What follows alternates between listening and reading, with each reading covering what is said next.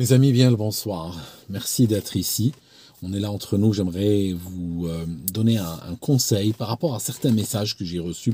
Alors, vous savez, des fois, je réponds à un message spécifique et des fois, je réponds à certaines interrogations qui sont venues dans plusieurs messages. Je vous raconte quelque chose.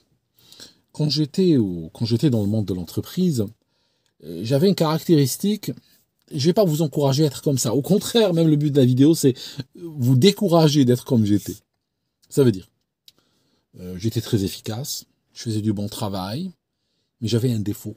Le défaut que j'avais, c'est que le règlement de l'entreprise m'empêchait pas de dormir, si vous voyez ce que je veux dire. Ça veut dire que moi, je privilégiais l'efficacité à tout prix. Si je vois qu'un client, par exemple, je suis sûr, on va le perdre. Il a de gros soucis, on va le perdre. Et on va perdre des millions. C'est pas moi qui vais perdre des millions. Les millions n'allaient pas rentrer dans ma poche de toute manière. Mais l'entreprise va perdre un client important. Il va aller chez la concurrence. La situation est délicate. Et il y a des blocages en interne. Il y a des blocages. Il y a de la bureaucratie, il y a un décideur qui se trouve dans une autre zone de temps. Tu peux avoir le décideur à Singapour, tu peux avoir le décideur en Californie. Puis bon, là, c'est le matin, mais là-bas, bon, c'est la nuit. Ou bien on te dit, il n'est pas là, il rentre dans une semaine. Ou on te dit, non, mais tu sais, il faut remplir tel papier, y attendre, obtenir telle autorisation. Tu sais, les entreprises aujourd'hui, c'est ça. Hein, c'est de la bureaucratie à tous les niveaux.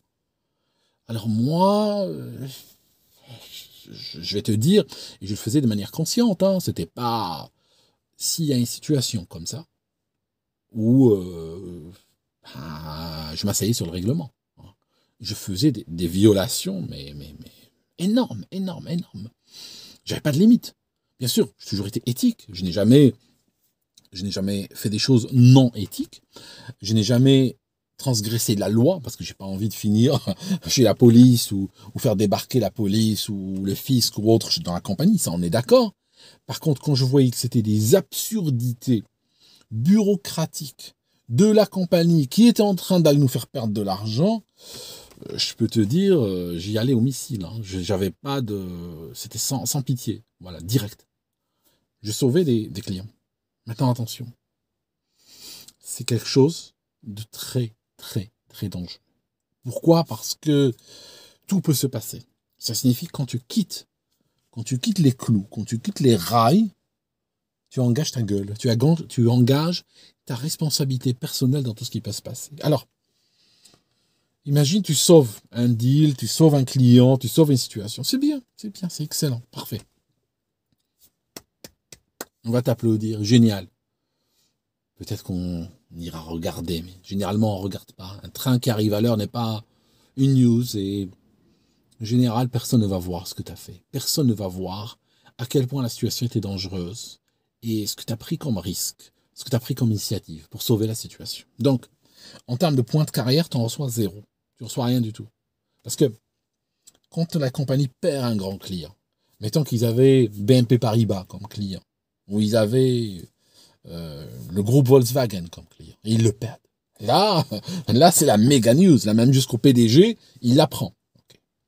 Par contre, si le groupe Volkswagen était sur le point d'être perdu et toi tu l'as sauvé, en tordant le cou au règlement, est-ce qu'ils vont le savoir? Non, personne ne le sait. Il n'y a que toi dans ton fort intérieur, tu sais que tu l'as fait. Il n'y a que toi. Mais, donc, tu gagnes quoi? En termes de points de carrière, tu gagnes rien du tout. Tu pourras même pas aller crier sur les toits que tu l'as fait. Parce que généralement, tu le fais. Hein, et aujourd'hui, de plus en plus, on est obligé de travailler comme ça. On va défendre la compagnie contre elle-même. Ça signifie qu'on est obligé de transgresser les règles de la compagnie pour sauver la compagnie. Et je peux te dire un truc. Il y a beaucoup de compagnies là dehors. Si les employés travaillaient absolument avec le code qui est écrit par la compagnie, je veux dire, il vaut mieux fermer demain, hein, vaut mieux aller à Nanterre, vaut mieux aller au tribunal de commerce et déposer le bilan. Ce serait en cessation de paiement dans 3 mois. Tu vois? Donc beaucoup d'employés prennent sur eux. Sauf que c'est dangereux. Parce que tu peux rien gagner, il n'y a rien à gagner là-dessus. Et tu peux perdre si ça se passe mal. Parce que des fois, voilà, tu as tordu le cou au règlement, tu as fait des choses, tout ça. La situation a capoté quand même. C'est pas de ta faute, mais t'as tenté. Voilà, c'était bien tenté, c'est bien joué, mais c'est un coup d'épée dans l'eau. Ça n'a pas marché, ça a planté quand même. Là, ça va se voir. Là, ça va remonter au directeur général, au PDG, qu'on a perdu le groupe, par exemple le groupe Volkswagen, ou le groupe Peugeot PSA, ou on a perdu Bank of America, ou on a perdu, je sais pas quoi, le NHS britannique, ou on a perdu la sécurité sociale italienne, ou on a perdu la société de navigation corse, ou on a perdu machin. On fait quoi, là? Là, on va regarder dans le détail, on va regarder à la loupe. Qu'est-ce qu'on va voir? On va voir que le chaînon le plus proximal, c'est toi. On va voir le gars qui a tenté de faire quelque chose, mais qui n'est pas réglementaire. Et tu sais, dans ces situations-là, quand le PDG appelle en disant « J'ai vu qu'on a perdu le groupe Volkswagen », il veut quoi? Il veut des têtes. Hein, et les gens veulent trouver un responsable, veulent trouver un coupable, veulent trouver celui qui s'en fout. S'il est vraiment responsable ou pas. C'est pas ça la question. La question, ils veulent dévier la responsabilité de leur propre personne. Donc, ils veulent trouver un coupable idéal. Et imagine, le coupable idéal, c'est souvent celui qui a transgressé. Hein. Il n'est pas couvert, lui. Il n'est pas couvert, il a transgressé le règlement. C'est lui qui a fait ça. On peut très facilement t'accuser, toi, et tu vas te retrouver en ligne de mire. Je te donne aussi une autre. Celle-ci est plus... Celle-ci, je dirais pas plus subtile. Ça peut t'arriver. Ça m'est arrivé une fois. Une fois, j'ai fait un truc que je n'aurais pas dû faire. J'ai envoyé des pièces à un client. Je les ai pris d'un stock qui était réservé à d'autres clients. Bon, on avait plusieurs stocks de pièces, si tu veux. Et puis, on n'avait pas le droit de faire circuler les pièces entre les stocks. C'était un truc administratif, machin. On pouvait. C'est pas qu'on pouvait pas du tout, mais il fallait obtenir des autorisations et remplir de la paperasse et attendre 3-4 jours et tout ça. Ça valait pas la peine. J'avais un client qui était en situation très délicate. Il y avait un système critique en panne et ce que j'ai fait, j'ai pris sur moi de faire l'abruti parce que je me suis dit, bon, je lui fournis des pièces de ce stock, qui va voir, et puis de toute façon, quand il y aura dans ce stock-là, je vais les transvaser, et puis je vais bidouiller le numéro de série dans le système, et ni vu ni connu. Hein. Tu vois, je suis pas en train de voler des pièces pour les ramener à la maison, les revendre sur eBay, je suis juste en train d'aider les clients de la compagnie. Mais la bureaucratie envahissante faisait que je dis au client, bon, voilà, je vais vous donner une pièce, je devrais pas, je dis ça comme ça. Je ne devrais pas, c'est pas une pièce qui vient du bon stock, voilà, je suis désolé, mais on le garde entre nous, tout ça, je le mets dans la confidence. Je devais le mettre dans la confidence, parce qu'il y avait des détails techniques qui faisaient que je devais. Ok, super. Il est très content, le client. Je lui envoie la pièce, il la reçoit. Il installe cette pièce. Durant l'installation, ils ont fait une erreur. Et il y a autre chose qui a déconné. Je te parle de systèmes très complexes, c'est vraiment des usines à gaz. Tu touches un truc, tu fais planter un autre. Ce qui est arrivé. Bon, ça peut arriver à tout le monde. Il m'écrit quoi? Il m'écrit un email en me disant oui, écoute, alors lui, il avait l'air bête. Pourquoi il avait l'air bête? Il avait l'air bête devant sa propre hiérarchie, le gars. Parce que, imagine, il a un système à genoux. Moi, je l'aide comme je peux, je lui fournis la pièce. Au moment où je lui fournis, il déconne, il casse un truc et tout ça sur autre chose. Et le système est encore à genoux. Mais là, pour une autre raison. Et cette fois-ci, c'est de sa faute. Et là, il m'écrit un email en me disant un truc du genre ouais, tu sais, question responsabilité, tu sais que c'est pas vraiment carré ce que tu as fait, comme ça, dans l'email. Ce n'est pas carré ce que tu as fait. Tu sais que ces emails c'est écrit, hein, sur mon Outlook, c'est écrit. Ces emails sont conservés pour la loi, machin, sont conservés pendant 5 ans. Il m'envoie dans mon email de travail, pas personnellement. Il me le dit pas perso. Il m'appelle pas pour me dire. Non. Il m'envoie sur mon email professionnel, me disant, tu sais, voilà, le système a encore un autre problème, tout ça, puis bon, ce qui a été fait comme truc, avec la pièce et tout, c'était pas carré. Ok? Sur mon email professionnel. Catastrophe. Parce que si jamais il y a un problème, et la compagnie va enquêter sur ce client ou autre, ils vont sortir tous les emails échangés. Et sur l'email échangé, écrit noir sur blanc, ah ben, c'était pas carré ce que tu as fait. Voilà. Donc le gars, j'ai pris ça comme un casus belli.